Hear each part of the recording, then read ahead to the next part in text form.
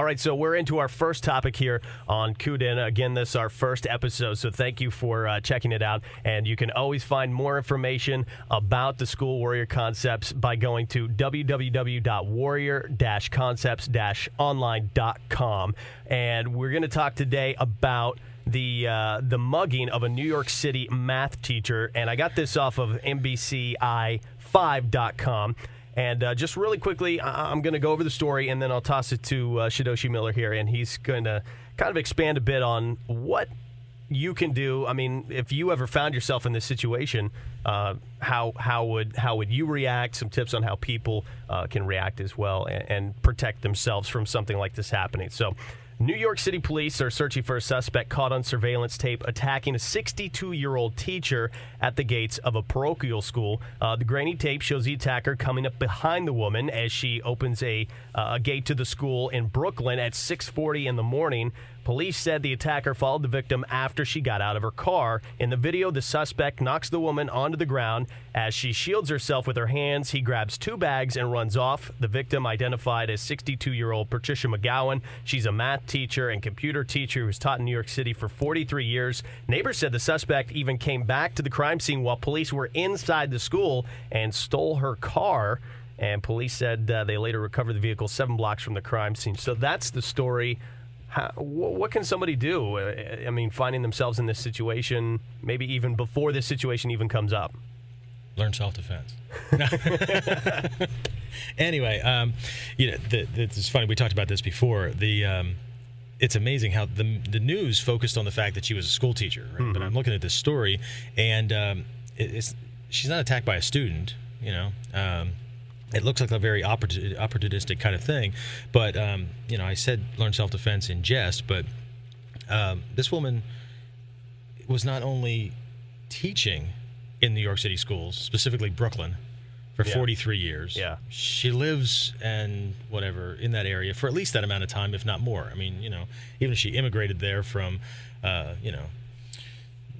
Buckwheat Town, Idaho, or whatever, sure. Some backwater town. Not that backwater towns are bad. They're not. They're very nice and quiet, and anybody arrests or anybody causes any problems, and you don't have to worry about the lone sheriff going and arresting them. The townspeople go and kick the crap out of them, and kick them out of town. Everything's good, right? Or yeah.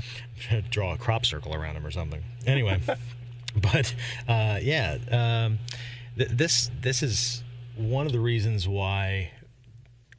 One of the primary topics that I love covering are what I call the 6 phases of self-defense, which is something I actually inherited from a teacher prior to me. I mean, we all worked on this thing in the early days of this art.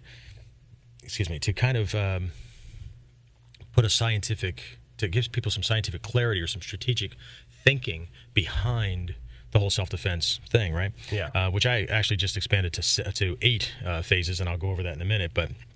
Just very briefly, when it comes to self-defense, most people typically think of the whole, duking it out, blocks, punching, kicking, and all that. And yet, in our phases, that's 6, right? I mean, there's 5 things that come before that, and any one of these phases can be used to keep somebody safe, right? And phase 1 is generally what we call, we call it general awareness, okay? And what that means is that people are just generally aware that danger exists in the world and it can touch me. Okay? And I know how silly that sounds, but it's amazing. But it really is a big thought for some people to really kind of grasp. It's huge. It's huge. And let me break that down into 2 parts because this is really important. I think that most people who end up becoming victims would never have doubted that there was danger in the world. But either they thought, consciously or unconsciously, or they acted as though it was never going to touch them. As a matter of fact, that's the one common factor, one common trait that all victims have in common. It's the one thing that they all have in common. They all share.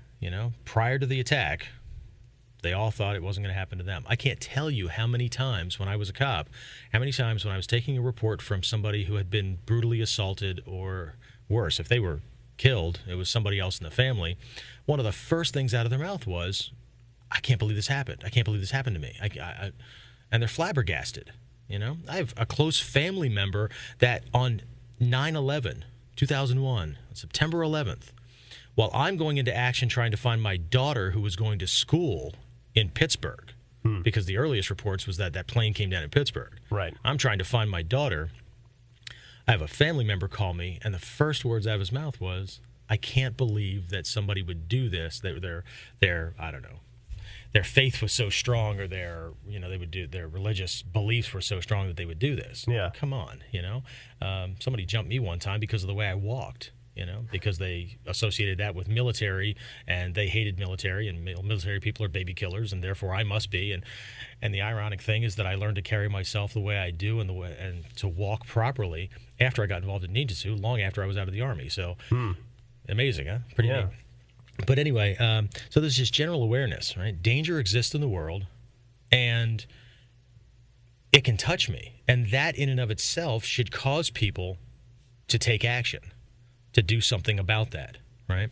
And it's just not happening. I mean, it's happening every so often, but then, people come to class for a couple of classes or a month or 2 months or whatever, and their confidence level shoots up, and then they quit because they think they can handle everything now, and all they've done is successfully gotten away from a couple of slow motion punches or something like that, but, it makes them feel good. Right. So what they're really saying is, I don't want to have the skills, I just want to feel like I can do something, right? So here's this person that I don't know if she ever took classes or not, but what she did do was violate the second phase, or the second rule, which was situational self-defense. She wasn't paying attention to what was going on around her. By the sounds of things, she was carrying 2 bags, and she had keys in her hands, and she's trying to open up these big gates, right? She didn't put the bags down. She didn't, stand in a way where she could see what was going on around her or anything like that, right? And if you watch the video, I know it's kind of grainy and everything, but you can see this. She walks from her car to the gate, is opening the gates, gets jumped. Wow, I mean, that's amazing. In the Danger Prevention Tactics video, when we did that, we really went out of our way. We brought down Canadian filmmakers to help us with this thing, so we could actually set this thing up so that it wasn't just me talking to people, It wasn't like a Bob Vila kind of thing, where we're just talking about how things are going on. There, we set up situations, and we had this one guy act as the total numbskull, just had no clue when it came to moving around in his world. And we were demonstrating the whole overloading your arms with bags coming out of the mall, trying to get into your car, fidgeting for your keys and that kind of thing, just flat out not paying attention, as opposed to how you might be able to reconstruct or restructure that scenario. So the big thing, I mean, everything comes down to this whole awareness thing, but being aware that it can happen to you should put you into action. And we'll talk about that later as far as becoming a warrior, because warriors are people of action. They're not philosophers, and if they are philosophers, that's balanced out by acting on that philosophy. But there's this whole thing of paying attention to what's going on around you, and then we have escaping to safety and all that. But here she's 62, so the older we get, the less able we are to move as quickly or be as strong or whatever, to react as in the same way that somebody who's 19, 20, whatever. I don't know how old the attacker was, but you get the idea, right? Yeah. So it's very, very different. So let me just add these other phases to it. We've got the awareness thing, but then what we need to look at are these phases as if we can understand how scientifically a fight progresses from danger being as far away from you as possible to it being on top of you until it moves away again, okay? There are these different areas that it's not just blocking and punching. If you can learn or train to do things in each of these phases, it gives you a much more thorough ability to manage the situation and to diffuse it, to neutralize it before it ever gets to be physical, before it ever gets to be a problem for you, right? So this general awareness, of course, you're going to learn things. I remember being in Japan a couple of years ago, and Natsumi Sensei was talking about this. My teacher was talking about how ironic it is that the longer we train and the better we get, the less likely we're ever going to need our physical skills. It's like insurance, Yeah. And it is ironic. I haven't been in a physical altercation in well over 15 years. I'm having fun in school and in the classroom and stuff. I'm almost a 15th degree black belt. I can't tell you how long it's been, but I can tell you that the way I carry myself now is very, very different than the way even I carried myself as a police officer. So, the training tends to strip away the arrogance. It tends to strip away this ego need to do things for certain reasons. We'll talk about that later. But there's this preparation. You're just looking. You're just naturally relaxed, but looking around. You're not looking for anything. You're just generally aware of things that are out of place or as they should be, and you get a general sense of feel of the people around you. So you can take action. But, you can't. Awareness doesn't always work. Awareness, you could be enjoying the big Christmas tree in the park at, Christmas and with your family and stuff, and something just it doesn't come out of nowhere, but you just weren't aware of it, right? Mm-hmm. So if things start to come in, right, now we have escaping to safety, right? You have multiple ways to get home from places that you generally frequent, the mall, work, those kind of things. You have a route A and a route B so that you can stay flexible in the way you move around, right? When you walk into a restaurant, do you know how to look around and generally be able to find your way out or to be able to assess the situation? It takes you 5 seconds. Sit down, enjoy your meal, and you're just like everybody else. But there was this thing that you did when you pull up to an intersection, stopping at a red light or a stop sign, right? You know where to look and what to look for. It's those kind of things that we cover, like I said, in the Danger Prevention Tactics video or our EDR courses, those kind of things. But then again, you can't always escape, right? So sometimes he just shows up right in front of you. So now we have this phase where we call it distracting the assailant, right? We're not even letting him know that there's a fight yet. We're not even letting him know that we know that we're in danger, right? So we can ignore him, make a joke, play it off, anything like that, right? Just to generally send him in a different direction to try to diffuse the situation, right? That doesn't work.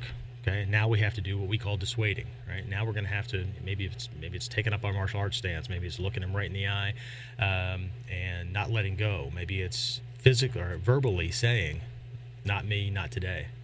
I may lose, but it's going to hurt. It's going to cost you." Phase 6, then, okay, if that doesn't work and he jumps, then you're going to have to deal with it, right? What I don't have in either my Foundations of Self-Defense Mastery e-course, which people get, you know about that one, which people get when they subscribe to our newsletter, right.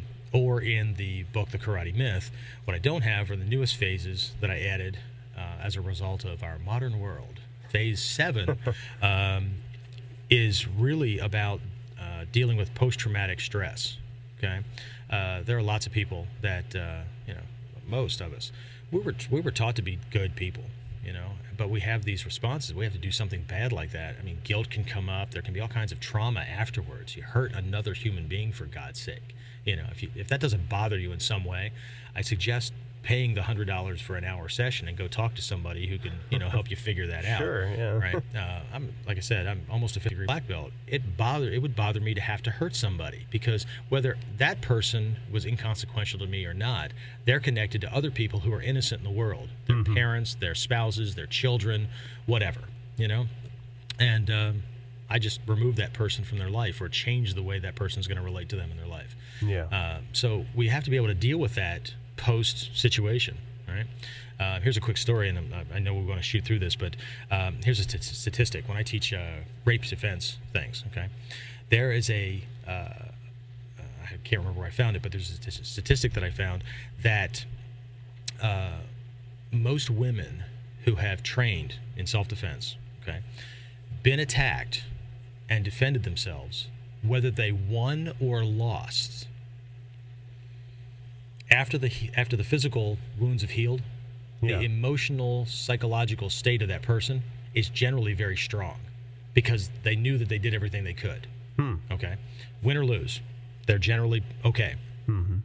Contrast that with almost 100% of women who haven't learned and did nothing to defend themselves within the first year, somewhere within the first year, post situation or post assault.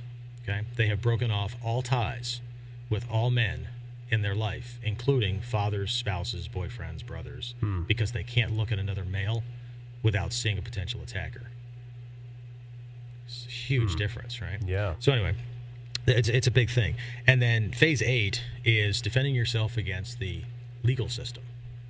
Very important. In the 21st century, Yeah.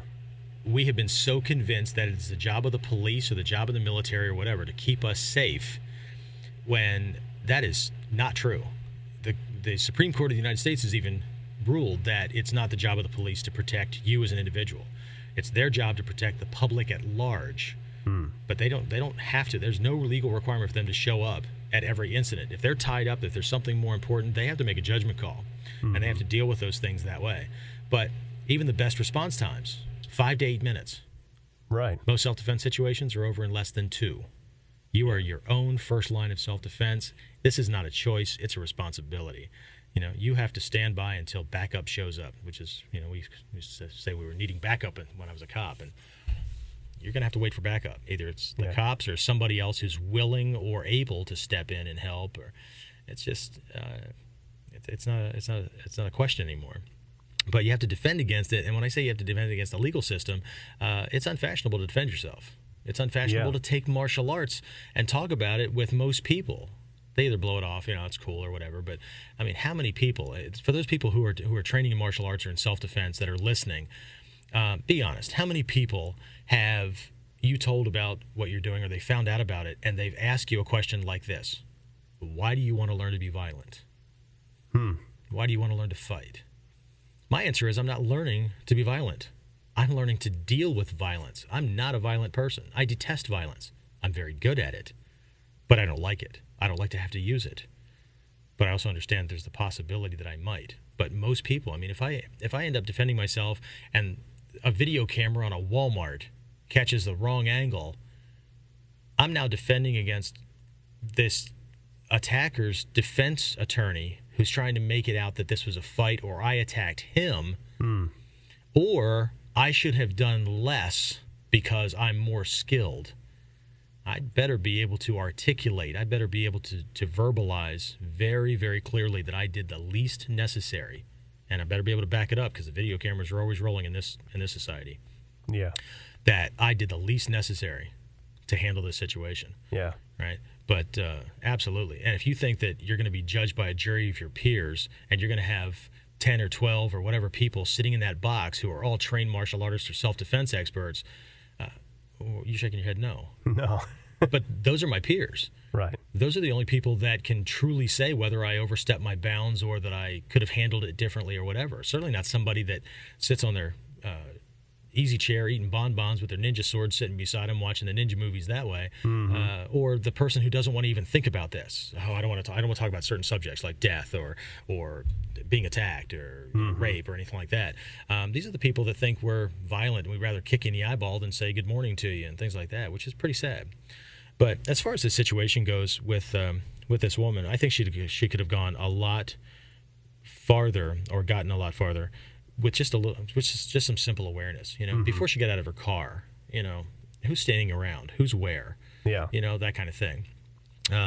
She's in New York City, for God's sake. She's in Brooklyn. I'm not saying that all these places are bad or that they're all bad all the time, but to not have any preparation, there's a problem. So, I don't know. Did I answer your question? Very thorough. Oh, good. Let me change topics just a quick second. How many ninjas does it take to screw in a light bulb? I don't know. 20. 20? 20, yeah. That seems like a high number. Well, okay. It takes 1 to screw in the light bulb, but you're going to find 19 of them to write the book about it. Okay?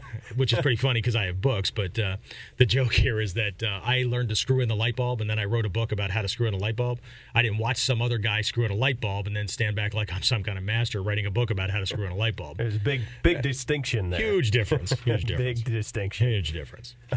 Well, if somebody wants to look at getting more information on specifically those last 2 phases, where can they go to get that? Is it coming out? I know you talked about it. It's not in a couple of the things that have been published so far, but right. I'm going to be updating some of these things here in the near future. I've got so many projects I'm working on right now. It'll be in there. Just be glad you got it now. But for anybody who buys the Karate Myth, which actually comes with a companion book called Controlling the Fight, which actually takes them through what you know as the 5 Ds, which are these 5 phases of handling phase 6, right? Handling the physical confrontation. Everything from watching this guy to being able to break his balance and take him down, all that kind of stuff. Comes with that, and then 3 other special reports. If they get that, one of the bonuses that come with that is a certificate for lifetime updates. So if they buy it once, I think it's on $24.95 on the site or something like that. If they buy that, as I update material like this and add things, they'll get it.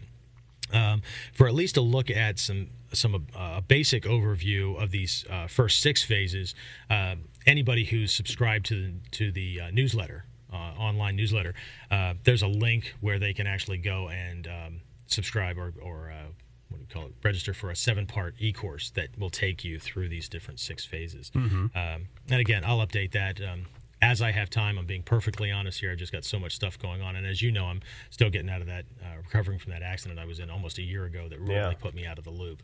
We had videos shot and all kinds of stuff going on, and I'm just now getting back into the swing of things to get things back up. So here I am doing a radio show that wasn't on the list and getting ready to do webinars that weren't on the list. We're just adding more. Can you say type A personality type? No.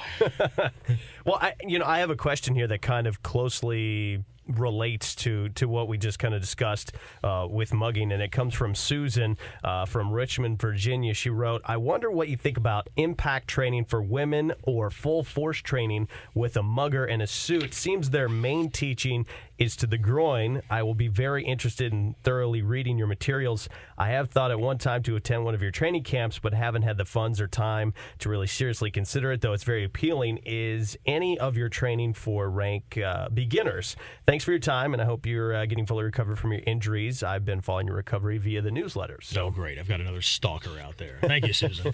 At least you admit to it. All right.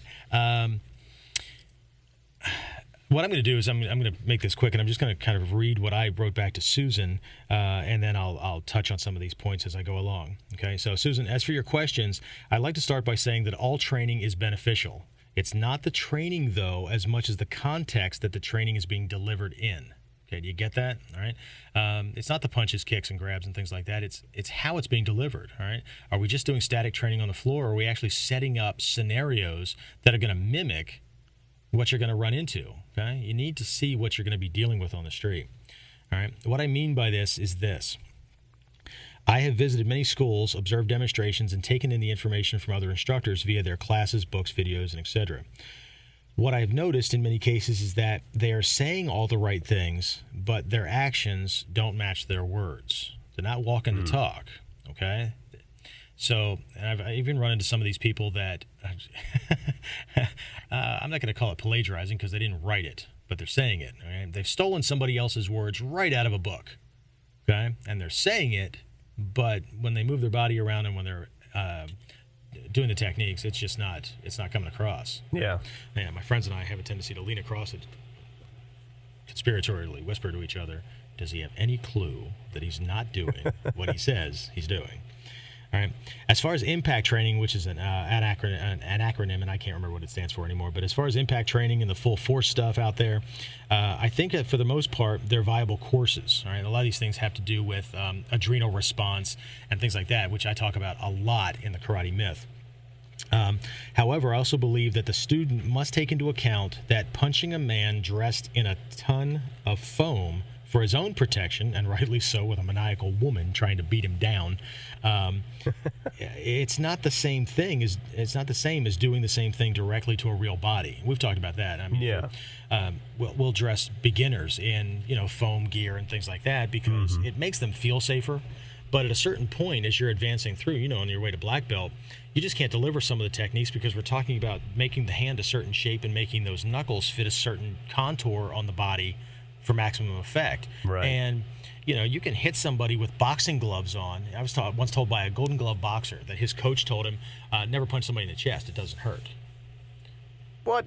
Well, if you have 5 inches of cotton on the end of your fist, okay, there may be this dull thud world to it, knock the wind out just a little bit or whatever, but it just flat out pain-wise, it doesn't hurt. Well, then he came to one of my classes, and I lightly tapped him on his sternum, and he realized that maybe the lesson was wrong. I said, it wasn't wrong. He was right. If you're wearing gloves, punching somebody in the chest doesn't hurt, right?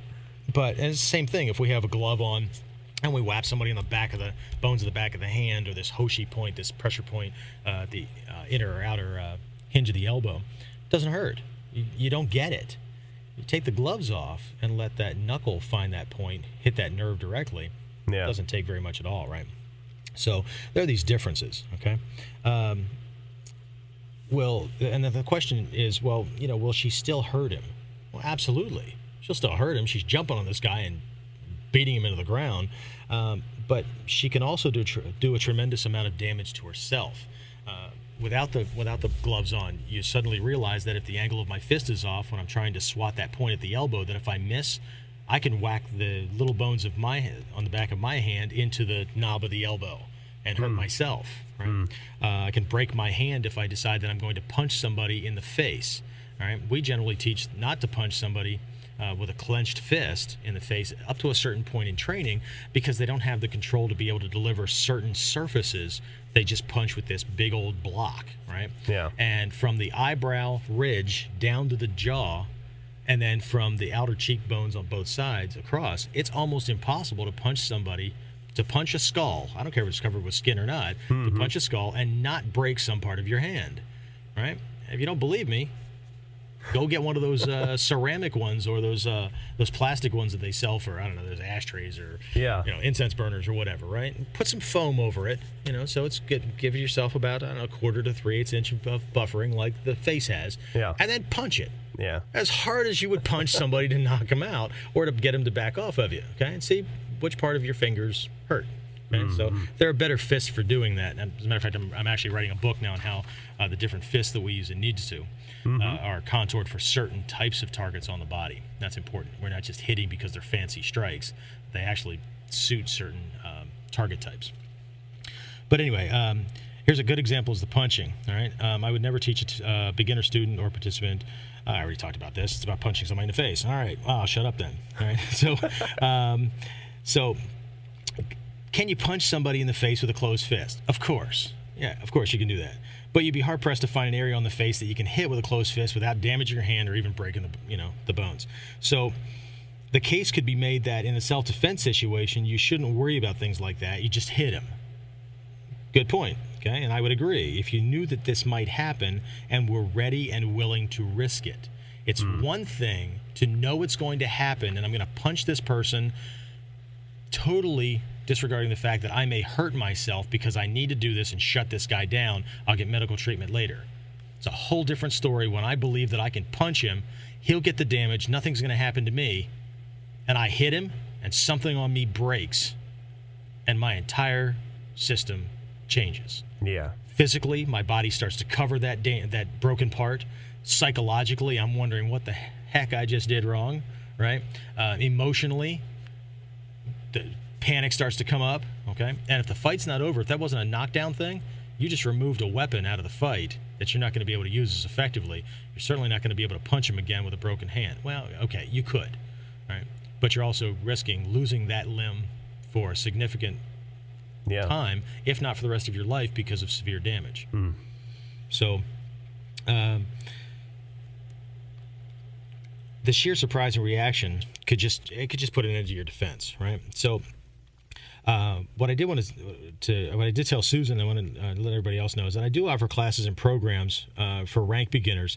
In fact, as we speak, I'm looking for individuals who'd like to host a seminar in their area for my EDR program, which is that emotion-based defensive response stuff, right? Which uses the adrenal response, but it also acknowledges the fact that we don't just have a jump on them and kill them response. Depending on the situation, the person we're dealing with, or whatever, they could not bother us at all. They could put us on the defensive. We could want to jump on them like some of this other stuff, or we could just want to just stay away. The emotions are seriously strong drivers in our system, and we're already pre-wired for this stuff. When the hypothalamus kicks in and dumps these things like epinephrine and adrenaline into the system, things happen differently than when we're sitting around the table talking about how we'd kick that guy's butt a certain way with XYZ technique, because we're operating from our left brain and being real logical about things. So to to Susan, any training, and I would suggest that, don't look at certain programs as being the end-all to beat-all things, because marketing can convince you that they are. It's not, and that's one of the reasons why Ninjutsu was a huge favorite for me, and why I do what I do, because we offer more options. There are options for different situations and these different emotional states and things like that. We have 9 schools of traditional martial arts that are taught, and these things were all different. Or they were all designed originally to handle very different types of situations, from bodyguard stuff to enclosed spaces to battlefield areas where you had longer weapons and armor and all kinds of things. This is not about who's best. This is about, have you trained to be able to handle a wide range of situations? So by all means, if you got an impact course in the area, jump on board and do it. But be careful. Don't think that, that's all there is to it. And if there's a rape defense thing, go through these things. But make sure that you're taking a look at these programs and these different types of training or using a critical eye. Right? Does this look like what I would be dealing with on the street? Is the guy in foam really attacking me? Is he having the same kind of adrenal response that I'd be having? Because these animals will come at you, whether they're cocky and confident or not, but he's already pumped up, and you know what? He got there before you did, and he's in attack mode. You're in defense mode. These are 2 different things, okay? Different sizes, different things. The one thing I didn't answer, and I just remembered, okay? Kicking a guy in the groin. I wrote an article about that, okay? It's probably not a good idea, okay? Not that it's a bad idea, because we have lots of techniques that have you kicking the guy in the groin. But if you look at the scientific setup for it, you've gotten into a position where he can't stop you from doing it, and the delivery is directly to the nerve centers of that area. So he's got to be square on, or you've got a position so you're right between his legs, that kind of thing, where you can deliver it. But there's so many things that could go wrong. If the angle's off, you're not going to get a clean shot. You're going to get a grazing shot. You're going to miss altogether. If you hit him and he's already hyped up, well, let me ask you, Mr. White. Let me ask all the guys that are listening. How old were you when you first realized that even getting bumped there was not a good idea? I don't know that I can even remember. I think it's just, always. Well, I don't know about always. I don't know. I think I was somewhere between the ages of 3 and 4. Whenever I typically ask guys, it's somewhere between that and maybe 8 at the outside, where they ran into something and went, it's about as far back as I can recall. Yeah, anything, see, there you go. And that's okay.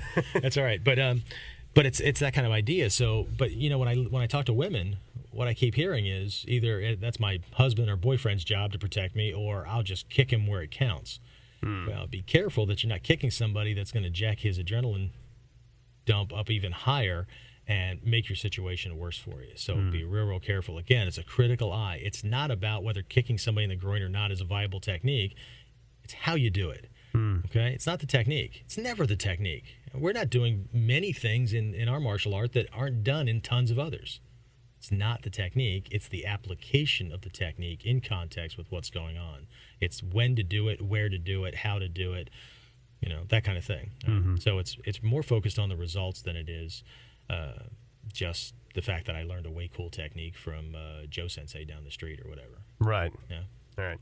Well, a great question from Susan, and if you ever have any questions, please send them on through to us, and we'll do our best to get them answered by Shidoshi Miller. The email is warriorc@warrior-concepts-online.com. So be sure to send those in. Coming up, we're going to take a quick break, but coming up, we're going to get into that discussion about the lineages, Tagagi-Oshin, Tagaku-ryu, how they were formed by, quote, losers. So this is going to be really interesting. I'll try not to talk so much because you keep looking at the clock over here, and I promised people a 1-hour show, and either suck it up or burn it to disc and listen to it later.